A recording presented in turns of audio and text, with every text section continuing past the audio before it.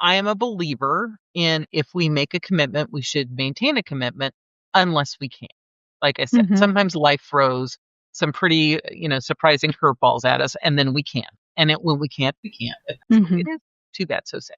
But if we're realizing it's like, oh, I'm over committed, to look and say, when would be a natural turnover point? When would it be relatively easy to get someone else to come in and fill this position? Are you feeling overwhelmed, stuck, or uncertain about how to grow your business without sacrificing what really matters most? Welcome to The Business You Really Want, the show for women ready to build a sustainable, fully aligned business. Aligned with what, you ask? You, your values, your life. Seriously, it is possible. I'm Tonya Kubo, and along with business advisor extraordinaire Gwen Bortner, we're here to show you how.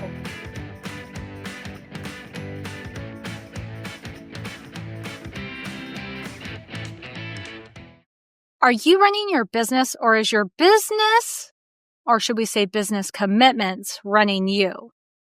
I'm Tonya Kubo, joined today by Gwen Bortner of Everyday Effectiveness, and we are wrapping up our Simplify to Amplify series with a look at what might actually be your biggest business bottleneck, your commitments, the things that you say you will do and keep doing. If you are constantly rushing from one obligation to the next, wondering where your time went at the end of the day and feeling like you never have enough bandwidth for what really matters, this is the episode for you.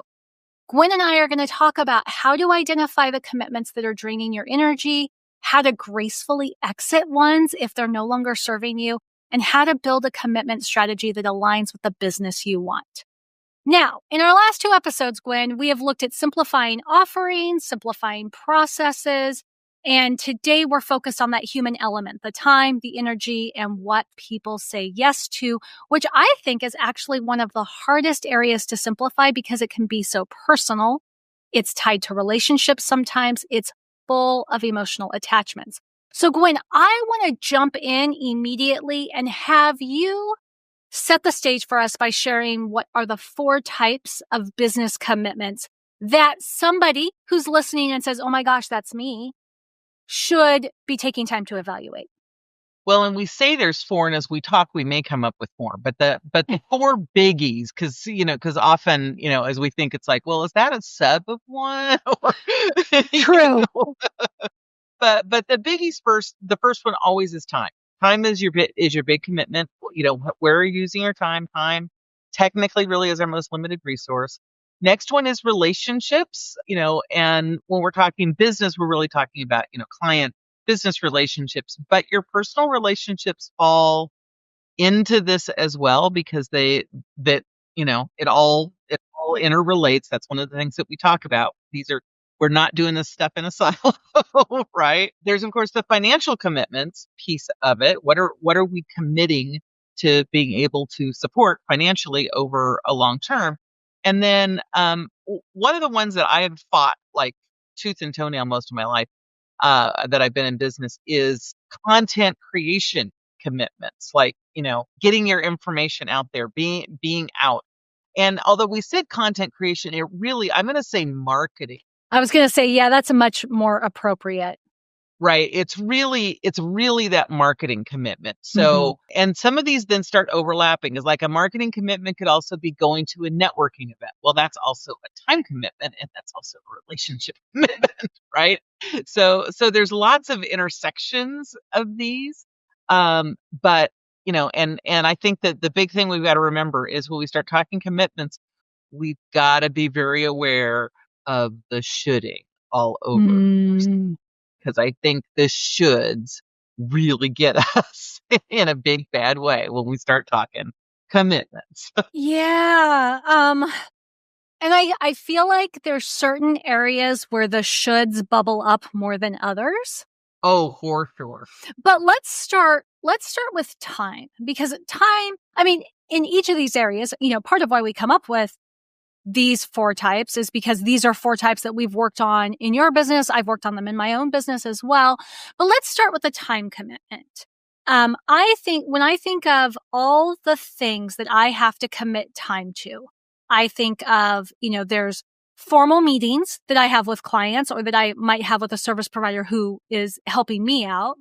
There's the check-ins in between, making sure things are on track and all of that good stuff. Then there's, you already mentioned, like networking events. Maybe there's professional development events like conferences, any of that professional development sort of stuff. And then, volunteer stuff. And we're still really just talking about business, not even anything out there with life. Right. Right. And the thing about all of these time commitments is we get very focused on the big pieces, and we've talked about this quite a bit already in this series and in previous episodes. But we get very focused on the big things, like, oh, that is a 2-day conference, and we say, oh, that's 2 days. But what we miss are the little time commitments. I'm going to check in every day just to do a quick, I don't know, huddle. And it's like, oh, that's only 5 minutes, but it's 5 minutes every day. And it's not ever just 5 minutes, because we have to make sure that we've stopped doing what we were doing, start that thing, and then we have to get back into whatever it was we're doing to do the thing. And so all of those things really end up playing in, and a lot of them can become shoulds at some point when maybe they no longer should be on the list at all.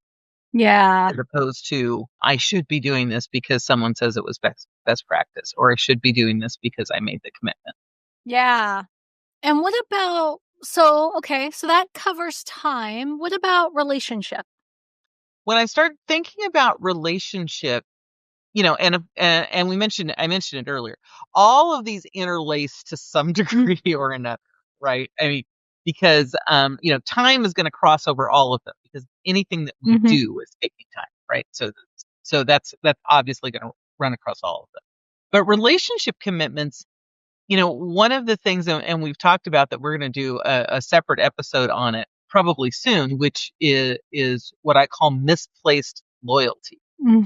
And relationship commitments can be a big deal of, I don't want to hurt someone's feelings. I don't want to back out of something that I said that I would do, because now they'll think that I'm, unreliable, or they can't count on me. And in all of that, there's all sorts of things that we keep doing because we said, but they aren't actually still providing value for us in the longer term. And or sometimes things in our lives, whether it's our personal life or our professional life, have shifted greatly. And where I did have space to do this, I no longer have space to do this.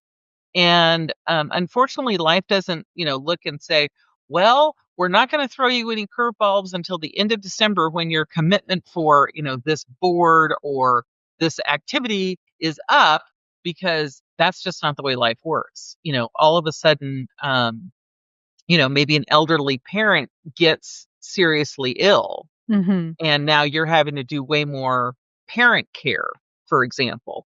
And it's like, I had time to be on this board and do all of these things, but now I don't have that time. I need to be putting that time elsewhere. Right. And so, dealing with that, how do I deal with the relationship that, is the family relationship versus the relationship that may be a long-term business relationship? And it's like, I don't want to leave them in the lurch, but at the same point, I'm not really doing a very good job. Relationships are a huge thing. And that ties right into the financial side, because a lot of times, the thing I find I'm dealing with a lot with my clients is they don't want to let somebody go because now they aren't going to have the job. But that's also a financial commitment to you as business owner to be making that payment. And if the business doesn't support it, it is actually not your job to keep someone employed.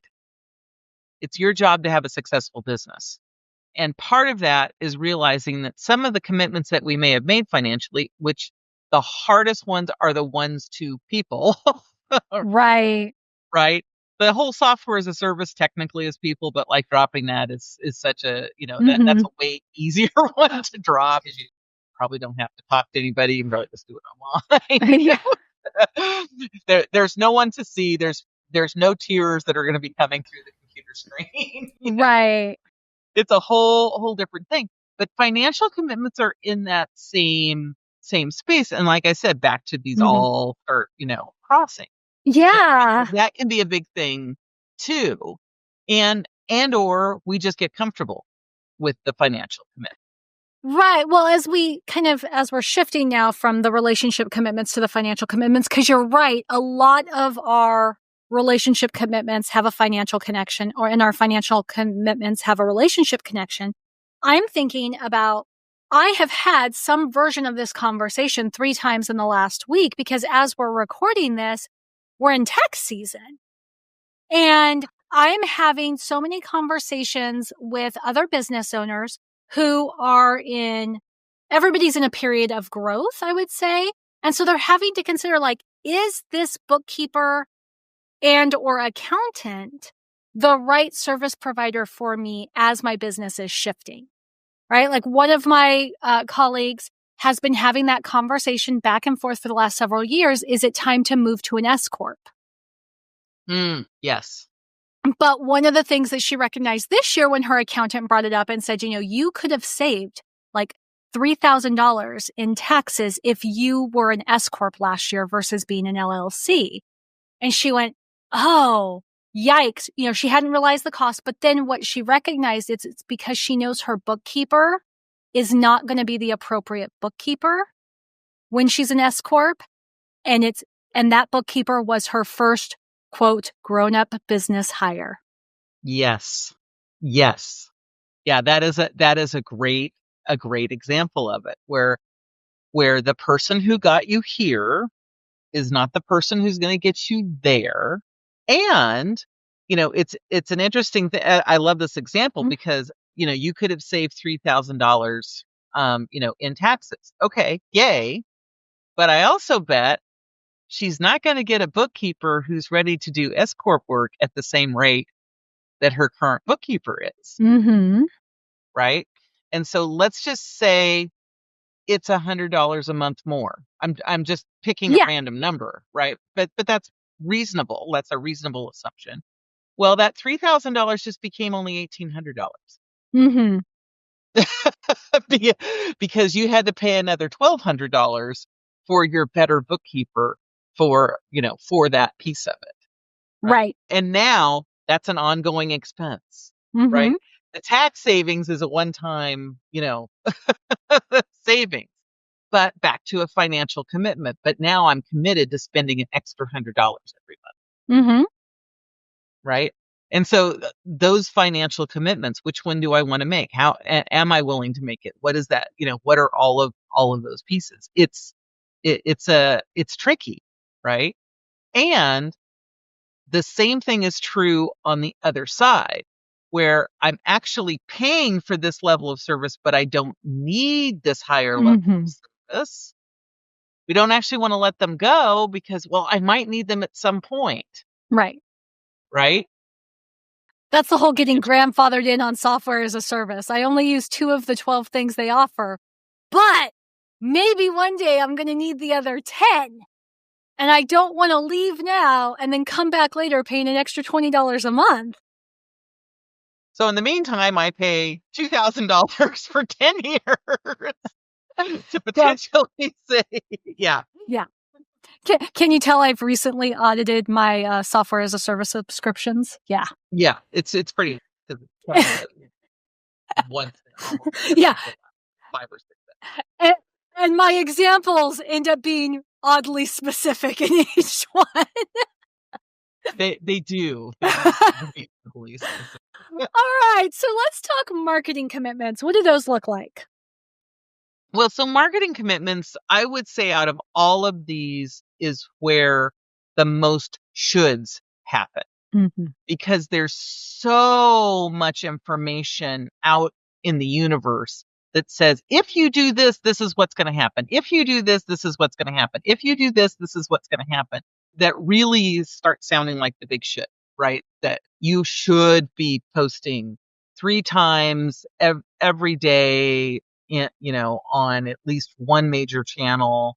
You should be writing long form content at least once a week. You should be sending out newsletters like the list goes on and on and on and on and on. And not that any one of those things is bad, because Right. it's, and not that it won't deliver, because it often does, right? But we get so caught in it. And part of the thing I think for all of these is we add on things without taking off other things. Right. And so all of a sudden the list just gets higher, higher, higher, higher, higher, higher, higher. And all of a sudden we are underwater. And we're not quite Yeah. sure why. Because it wasn't like we just jumped in the deep end and now we're drowning. It just very, very quietly over time, the water level kept raising, or we kept Mhm. sinking, whichever way you want to think about it. And all of a sudden it's like, oh, I'm actually underwater here. I probably need to get out. And usually at the time that we realize it is when the commitments, time, relationship, financial, marketing, whatever, have become way overwhelming. And it's not about dropping just one or two. Yeah. It's about dropping a whole bunch, because we Mhm. can't keep this thing up at all. So, since we've unpacked the main categories of commitments. You've talked a little bit about the psychology piece that goes into those commitments, but I think there's also some kind of overarching mindset that gets at work when we overcommit ourselves. I know for myself, I've seen fear of missing out, right? It's like the grass is always greener on the other side. And how am I going to know if I don't go run through it barefoot? What I've seen in some environments, and I see this especially like with the mastermind groups, right? Which some of those can be quite a high investment, is it's hard to say no, right? There's that people pleasing that comes in. And then the Well, third, you want to get your value out right, of it, right, right? It's like, I paid a lot of money for this, so I need to be doing all the things, because if I'm not doing all the things, I'm not getting the value out of it, right? It's a right. different version of fear of missing out, but it's different. Yeah. Yeah, that's true. And then I would also say there's an identity thing. People like us do things like this. And I want to be people like us. Right. Right. Yeah. No, I think there is an identity thing as well. Good moms, we'll just Mm-hmm. use it as an example. Good moms make sure that they all, are able to do field trips at least X times per year. They they always, bake cupcakes. They do not go and buy them at the local bakery. They you know, fill in the blank, Mm-hmm. the rules that we set on ourselves, that there's probably someone that set that rule on you also outside, but they probably don't really matter in the world. Um, they're mostly the rules that we set Mm-hmm. on ourselves, that somehow we have said this is the rule that we're supposed to follow. Yeah. So I'm curious from your perspective, like, where do you see, and maybe it's just with your clients, but like, where do you see that kind of psychology piece playing out? Do you see people struggle more with fear of missing out, people pleasing, or identity, or is it kind of a mix? You know, it's a bit of a mix. I would say fundamentally, there's always some amount of people pleasing in Mm-hmm. there. And that's more about who I work with, that they tend to have. I really care about people. I really, like, there's this deep caring, and Mm-hmm. part of that caring gets, I'll say, misappropriated into people pleasing. And I want to do the thing that'll really make a difference, and all of that. And so it's a bit of a struggle there. I would say the relationship piece out of the four is usually the driver, Mm-hmm. but it often shows up not as the relationship commitment, but as the financial commitment, as the time. Right. And well, in that people pleasing piece, I'm glad you brought that up because, I know that you tend to work primarily with people who consider themselves heart-centered business owners, it's like, it's important to them to do good work, but also to make a powerful impact in the world. And that can get mixed up. Impact in the world and people pleasing can very easily get conflated. Yeah. Yeah. So, and then there's the identity piece too. Am I heart-centered if I don't do this or if I do this? Right.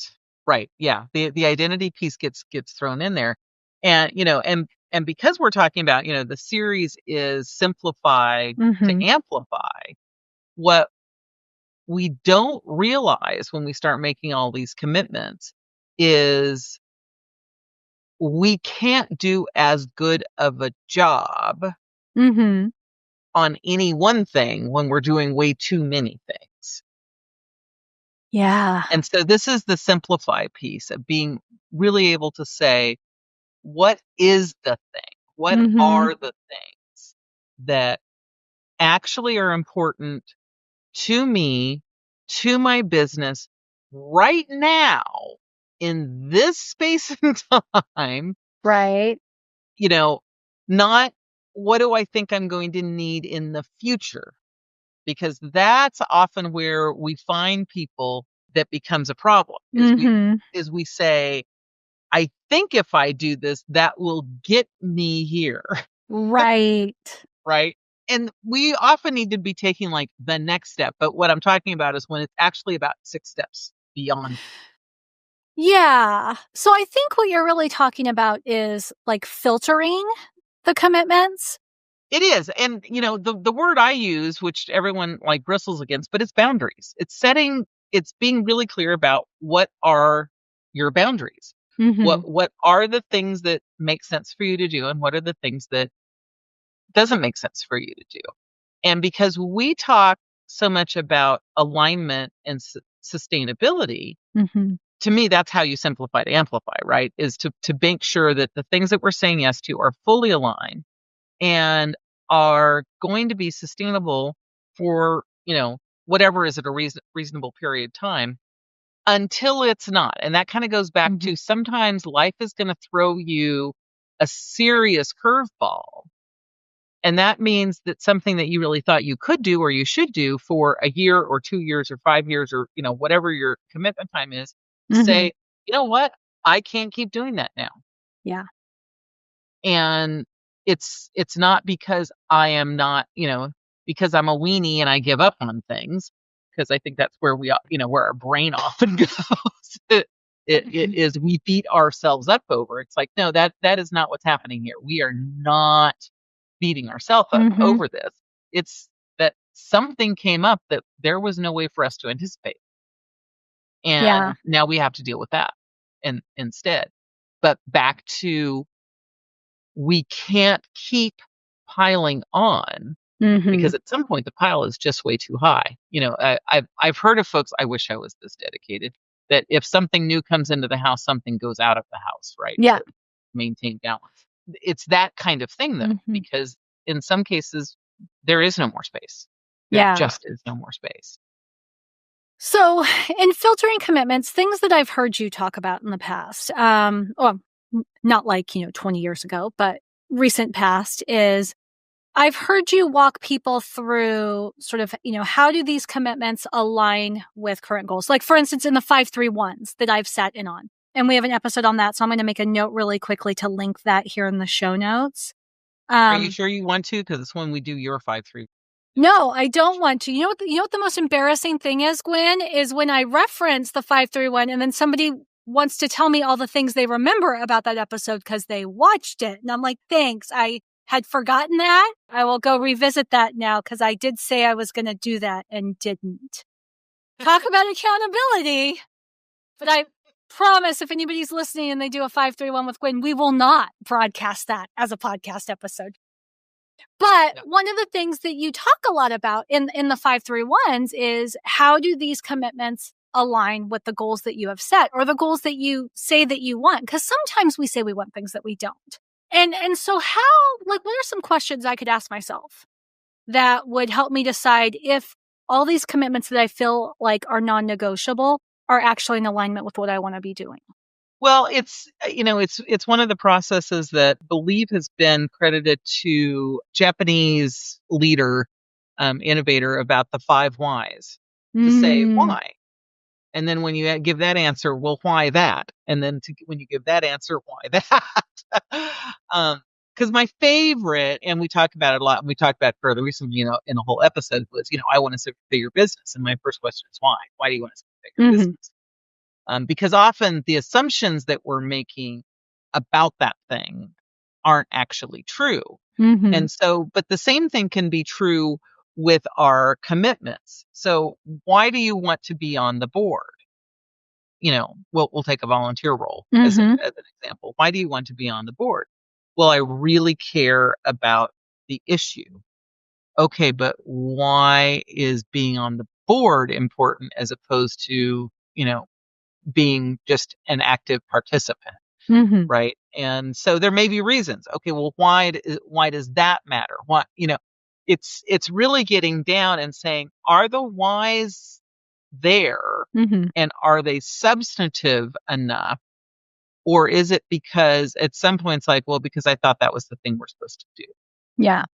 Right. Is it somewhere coming into some version of should? Right. And sometimes it is, and sometimes it's not. I'm not saying that, having a board role is a bad idea, because I've had lots of volunteer board roles and have found, a lot of value from them. But I also reevaluate them on a regular and ongoing basis. And a lot of my process and how long and all of the things is now based on, decades of experience of doing this and understanding. But I also know things like I'm not on a whole bunch of boards at the same time. Right. Because I can't do that well. Not saying that you couldn't, because maybe you could. Right. But getting really clear about what are my boundaries around, those kinds of things, and how am I making that process. But I think really is the why. Why am I doing? What is the value of me doing whatever the thing is, right? Yeah. Really starts helping us figure out, is it aligned?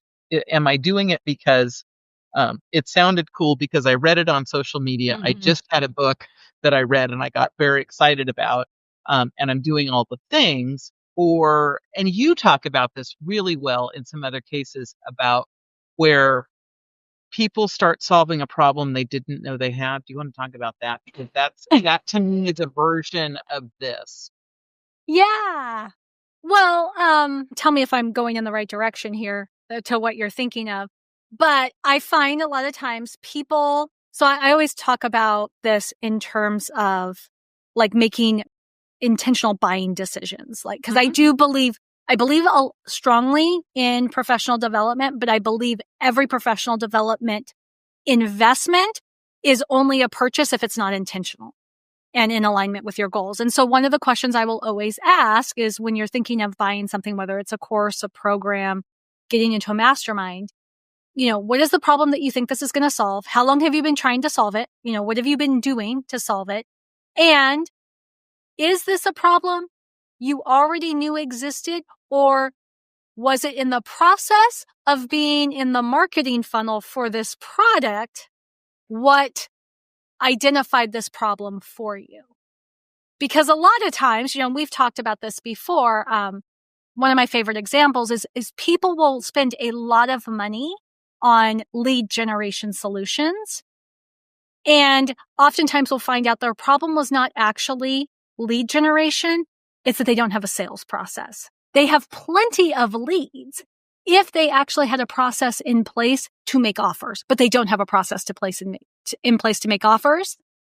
But that's not sexy marketing language. Oh, let me help you create a sales system.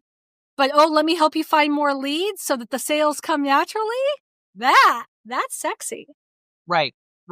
And so I think that's where this whole alignment piece comes in. Yeah. Right. Is this something that is on your mind, that you've been working on, that you can see where the path is leading you? To me, that's what we're talking about. alignment. Yeah, well, I like that approach because what it enables you to do is take each commitment, just list out all your commitments in the categories that we've given you, because it's overwhelming to just try to list everything off the top of your head. And then ask yourself those 5 why questions for each commitment. One thing though that I will add to this is the question of, do these commitments support your business model and your revenue streams? And the reason I bring that up is because I happen to know a lot about the women who listen to this show. And many of the women who listen to this show are service providers. And because I am a service provider and you are a service provider, Gwen, I know that we tend to be surrounded by people offering marketing solutions that are actually designed for traffic-based businesses, for product-based businesses. Mm-hmm. That businesses where you have to sell a lot of volume. And those solutions are great solutions if you need a lot of traffic, but you and me don't need a lot of traffic. We need strong relationships. And that's an entirely different commitment to our marketing strategies and such that are required.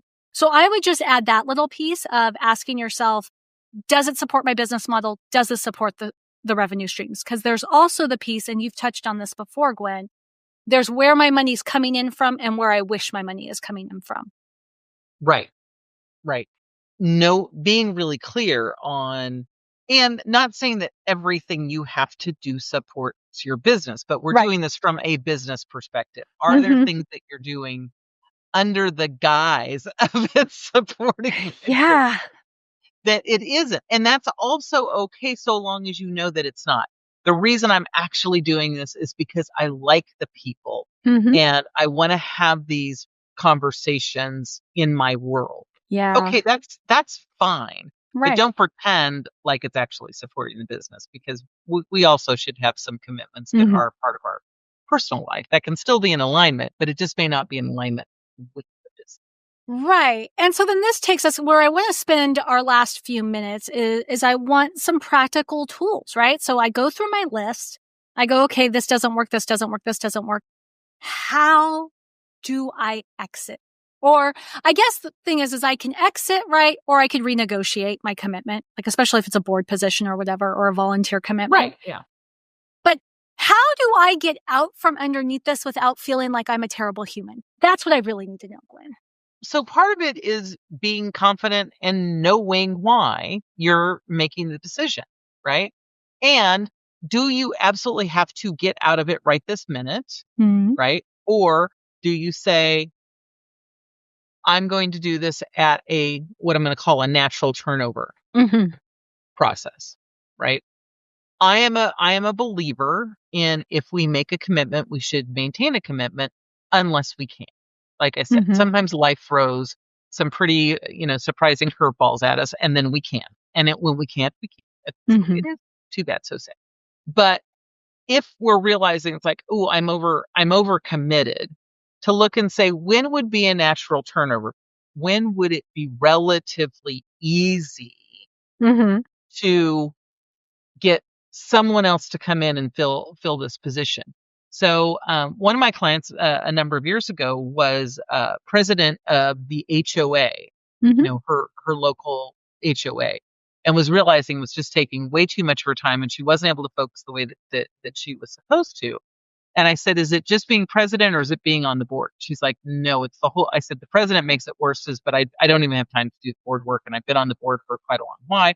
And I said, when's your term up? And she said, not for another 15 months. Right. So it was another year. Over a year. 3. Yeah. And I said, could you resign at the end of this fiscal year? It was on a fiscal year thing. Often they are.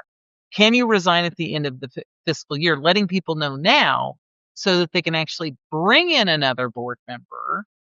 The vice president can move up to president. They can, do the things.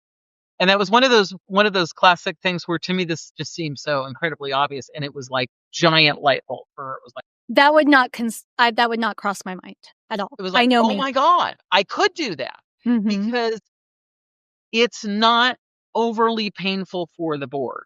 It's not fulfilling your full commitment, but there's a cycle for them to bring in new people every year. that Right. particular role, they typically do as a 2-year role, makes sense, blah, blah, blah, blah, blah, all the things. This was actually her second term. So she was in, year 3 and 4 of this, right? And so it wasn't like she'd just done 2 months and it's like, I'm out. Yeah. She had really made a pretty serious commitment over time, and lots in her world was changing.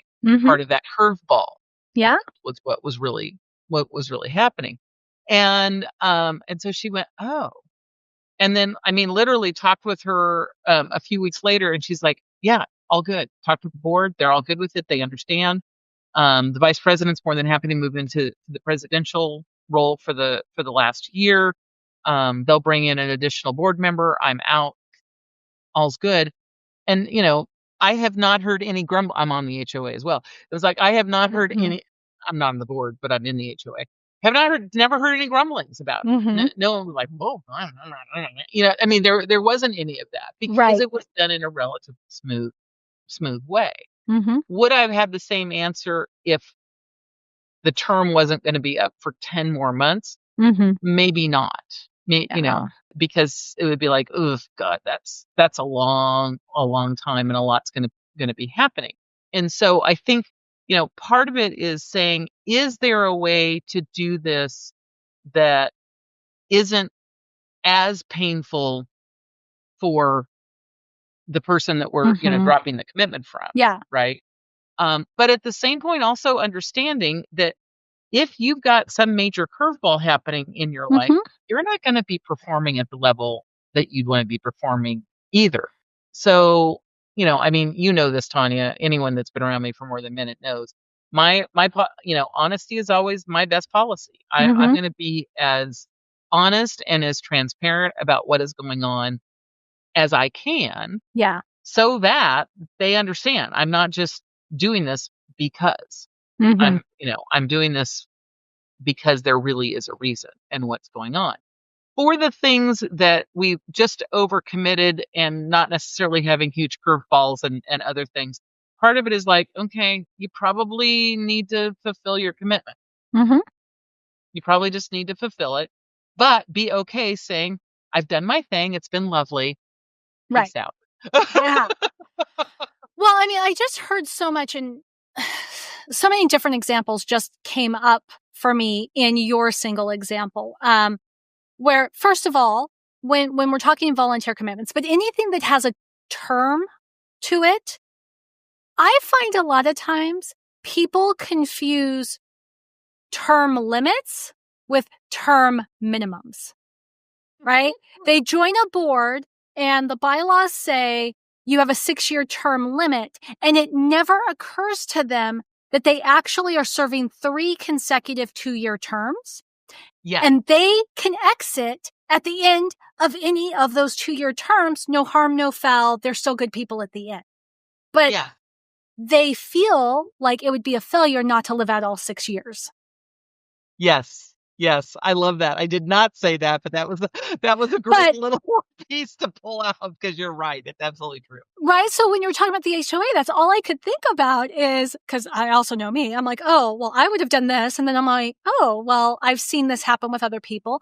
And then on the topic of renegotiating commitments, whether it's life altering or not, there is, and this is something I think you're really good at pointing out, there is so much more flexibility in most agreements than we recognize or even have enough awareness to acknowledge. For instance, let's just say you're tied into a service agreement, right? You have a client and it's just no longer working for you. Maybe you underbid the contract. Maybe you've got some serious scope creep, whatever that could be. You can go back to the table and say, we need to do this fewer hours, right? Or we need to do this at higher pay, or I'm going to need to pair off this into a different service provider. Like, there's a lot of options in there, but going back to, you have to be aware of them, right? You have to be looking for the alternates. And you also have to understand how you ended up in the commitment in the first place, which is back to that question that you were saying with the 5 whys. Well, and this example that you just brought up is super important for people to realize, because most of the time, when we get overcommitted, what's really happened is some version, not necessarily in all cases, but some version of scope creep, even if it's a volunteer board position or, other things. Either we didn't understand what was expected of the role, or over time, it's moved, and it's become bigger. And so when we talk about, really being able to sustain your business and for it to be fully aligned, part of it is you've got to own what it is that you own. And, whenever I talk about boundaries, everyone will push against boundaries. And if you don't hold them, who is? That's the thing. Who is going to hold them? And most of the time, people aren't, undoubtedly there are a few people, but most people are not saying, let's just see if I can get a little more out of them. Let's just see if I can get a little more out of them. Let's see if I can take advantage. That is not on people's mind. It just, they often don't understand really what you were saying in your agreement. And so you were saying, I'm going to write, I don't know, I'm just going to make up an example, 3 blog posts. And what they heard was, I'm going to write up 3 blog posts, plus I'm going to do all the posting, plus I'm going to reformat those for a newsletter, plus I'm going to do this, plus I'm going to do. Now, it didn't say that. No. But in their mind, why would you only do the three blog posts? Right. For heaven's sakes, that's not worth anything. And so they're asking for more. And if you don't say, oh, wait, no, that was not what was included, or you say, oh, I'll just do it this time. Right. Well, how is this time different than next time? Yeah. It's not. Right.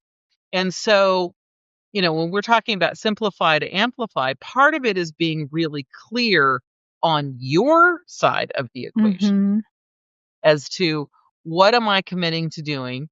And as soon as it starts falling outside of those parameters, that you have the conversation. And this is where the people pleasing gets in trouble, because a lot of times people don't want to have the conversations. I don't want to seem whiny. I don't want to seem like I'm not able to do the work. I don't want to seem like I don't care. It's no, that's not what this is about. This is about, I want to do the best job that I possibly can. Yeah. But to do the best job I possibly can, I have to be really clear. And we're rarely as clear as we think we are. Oh. Unfortunately true. I want to disagree with you, Gwen, because I want to be like, no, I am so much better than that. But I am not. No, that is not 100% true. That is not true. You and I've worked together long enough to know it is not true for you nor for me. For none of us. Yeah. All right. So as we wrap up this series of Simplify to Amplify in the talk about commitments, I hope that if you're listening, at the very least, you recognize that you've got 4 key types of business commitments. There's the time, the relationship, the financial, and marketing, which is, we wrote down in our notes, content creation, but it's totally marketing. And you want to explore sort of what is driving the overcommitment if you're really overextended. Do you have a fear of missing out? Is it people pleasing? Have you fairly or unfairly connected your identity to the commitments? And then really go through and ask yourself why. Go through the whys of the commitments to get down to the heart of whether this is actually aligning with what you want and where you want to be. We gave you some tips for gracefully exiting, or at the very least renegotiating those commitments. And like Gwen said, it all comes down to boundaries, all of it, right? This is not about, oh, you have to do less. You have to cut things away. This is just about clearing away the obligations, I would say, that drain your resources and don't move you forward either in life or in business. Because Gwen, you're the person who says this, is every yes to something is a no to something else. Absolutely. Because it is. We rarely know what we're saying no to when we say yes to something else. And even more rarely find out what we said no to when we say yes to something else. But we're saying no to something else. Sometimes it's better. Sometimes it's worse. Not everything that we're saying no to is like, oh, I should have said yes to that. No, sometimes it's like, And I'm really glad I said no to that. That is okay. This was a better choice. But it really is about being able to say, what do I want? And to keep that list down to a small enough piece, because, the whole series here is about simplify to amplify. And when we've got too many things on our plate, regardless of what they are, regardless of how valuable they are or how much they, energize us, even if we have all good things on, at some point, too many things is still too many things. Yeah. And being able to say, no, this is something that's going to have to come off so that I can focus on the thing that I need to focus on at this point in time. And we didn't talk about it a ton, but it really is about at this point in time. Yeah. Doesn't mean something can't come back on the plate later. It is just about this point in time, because life is dynamic, and what is appropriate yesterday may not be appropriate for tomorrow. And the thing that we're doing today may last us for a long, long time, or it may be for just a season. Yeah. Oh, good stuff. Good stuff.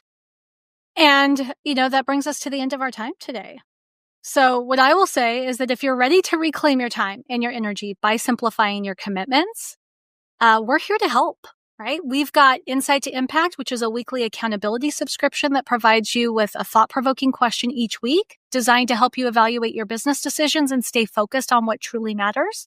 When you respond, you actually get real-life human response from Gwen, sometimes me, that will help support you in simplifying these commitments, or at least practicing the natural steps that it takes on the journey. So head over to everydayeffectiveness.com/impact to learn more and start creating the space your business needs to thrive. Thanks for tuning in to The Business You Really Want with Gwen Bortner. I'm Tonya Kubo, reminding you that sustainable success is within reach.